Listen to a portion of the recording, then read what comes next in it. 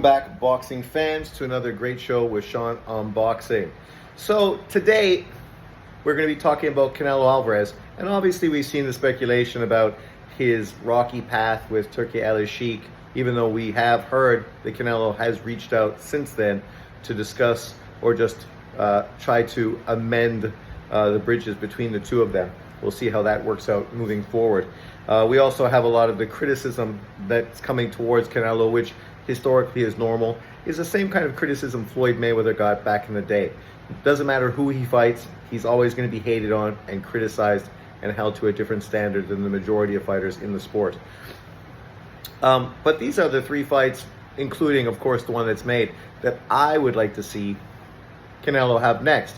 And that doesn't mean not potentially working with Turki Al-Sheikh and having a David Benavidez fight in the future. Because Benavidez is young, and it'd be nice to see him actually do something in his career now that he's at 175, which I'm still questioning, but we will see. I hold out hope. But obviously, we know that Canelo's next fight is against Edgar Berlanga. I think it's a good fight. I know people are critical of it, and I'm not saying it's the best fight. I'm not saying it's a fight that is the fight that I would prefer above every single other fight available. A lot of people are now pushing that Bud Crawford fight, but I understand Canelo's perspective as well. What's the point of fighting Bud Crawford? He loses regardless of how the fight works out. If he knocks out Crawford, he gets no credit. If he loses to Crawford, he gets fucking rinsed. If it's a close competitive fight, he gets rinsed. Like, there's no winning in fighting Bud Crawford coming up from 154 pounds, right? And all this speculation about Crawford fighting Golovkin, whatever. Whatever. I mean, for Golovkin at the same point, he's retired. He made tons of money fighting Canelo. He doesn't need to come back to take on a fight like that after being retired for 2 years. But let's talk about Canelo Alvarez.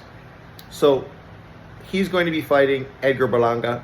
Edgar Berlanga is a big, legitimate 168-pound fighter, something that Canelo Alvarez isn't. Berlanga is going to have a lot of advantages on his side as far as size, physicality, youth, and just being a natural 168-pounder. Canelo is obviously the smaller fighter. He has less punch output. He has a shorter jab. If Edgar Berlanga can establish his jab, that could be a very important punch in that fight. I'm not saying Berlanga is going to win, but I always like to see champions fight young, hungry, up-and-coming fighters. He already fought Jaime Munguia, and like I told you, that turned out to be a great fight. Great fight. Stylistically, it was a very good fight. People previously had been pushing for opponents like Charlo and Andrade, and fighters that they thought stylistically could beat Canelo, because what they wanted to see was Canelo get beat. What I want to see is Canelo in super exciting fights that entertain me as a boxing fan. I knew the Jaime Munguia fight would do that, and it did. It was a fun fight, very entertaining. Munguia proves that he is a very game opponent, and I'm very excited to see what he does moving forward. I think Berlanga is similar to that, right? Berlanga doesn't have the experience as Munguia, but he's a natural 168-pounder. Munguia grew into that division from 154 pounds to 160, eventually to 168, his third weight division. It'll be interesting to see how the physicality plays out in that fight. But I do think it's going to be a fun, entertaining fight for as long as it lasts. And once again, Canelo's fighting a young, hungry, 168-pound fighter, right? We know that there's also speculation about him going to Japan for his next fight, which I think would be great.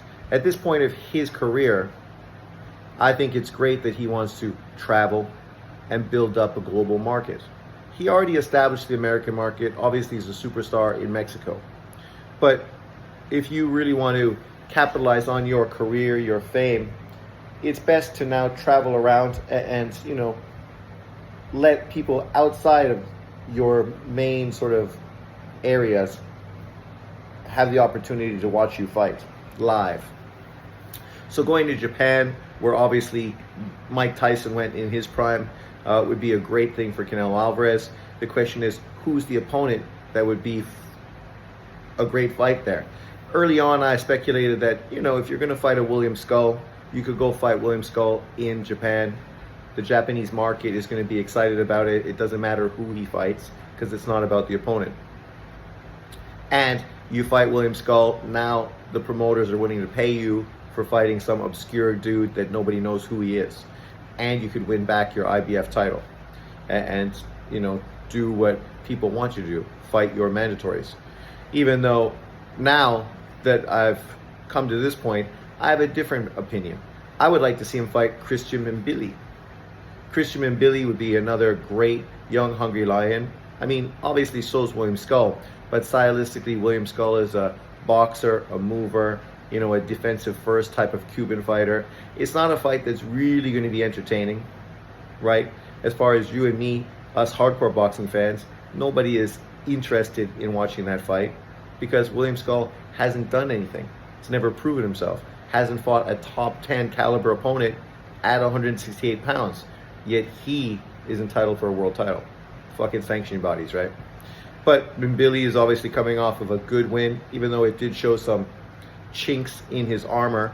I always enjoyed him, but I always thought he had chinks in his armor. And I think a fight with him and Canelo would be great. You sell that in Japan.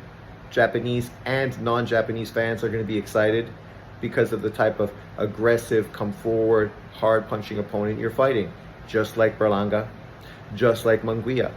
3 of the top young up and coming 168 pound fighters he can get on his resume at this point of his career. That's great. That's what we want to see people do. Tank Davis isn't doing that, right? He ain't beating 3 of the top up and coming young fighters at 135 pounds. No. He fought Martin, who's one of them. But we'll see who he fights next. Who's it going to be? A Zepeda? Somebody of that magnitude, which would be comparable to Munguia, Berlanga, and Mbili. But I think that would be a great fight. I'd be super stoked to see it. If it was in Japan, for me, it's perfect. It's an evening fight, so no problem for me. For American crowds, stylistically, it's the type of fight that is going to be interesting. It'd be hard to do that fight in the U.S. because Mbili, being a African, French, Canadian, he doesn't have a really ingrained fan base, right? And we know the American boxing crowd doesn't necessarily support him or aren't big favorites of Mbili either.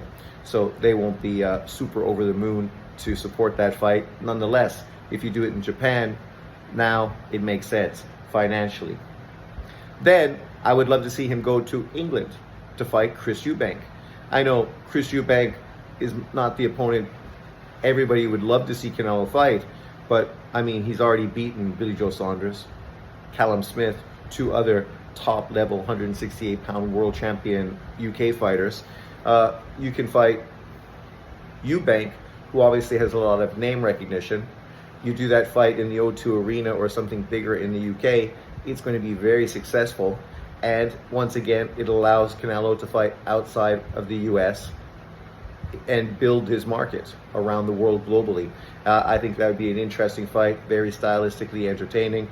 We know that Eubank is not really a box first, defensive first type of fighter. He is there to be hit, but obviously he's got a few tricks in his bag, a little different than guys like Berlanga, Munguia, and Christian Mbili. So I think that'd be a great fight as well. I mean, obviously I favor Canelo to win all 3 of those fights, but currently there's not many fighters in boxing that I think can beat him. So, you got to pick out 1, 2, maybe 3 names from 168 to 175 pounds that I think can beat Canelo Alvarez. And if that's the only fighters you want to see him face, now we understand why you want him to face those guys, because you're only looking forward to seeing him get beat. Me, on the other hand, I'm just looking to see good boxing fights, good style matchups, fights that are going to be entertaining to me as a fan. And you never can write people off, because throughout boxing history, we've seen a lot of underdogs surprise older fighters who maybe just weren't as mentally checked in as they once were. And so you can't overlook and underestimate these young, hungry lions who have a lot to prove. So I would like to see Canelo do that. Berlanga, Billy in Japan, Eubank in the UK. I think that would be great. Start doing a world tour, kind of like Muhammad Ali did, right? He fought literally all around Europe, the Philippines and Africa. Really was fighting around the world. And when he was the champion, and prior to becoming the champion the second time around, he understood that. He understood marketably, they could really market him outside of the US, and that's what they did. So I would like to see Canelo do that, but we'll see what happens. Obviously, if he is working with Saudi Arabia, they're probably going to have different fights that they're looking forward to him taking, like a Bud Crawford, even though I'd prefer to see Crawford fight the guys at 154 and try to become undisputed. But let me know what you think in the comments section below. Thanks for watching. Peace out. Enjoy your week.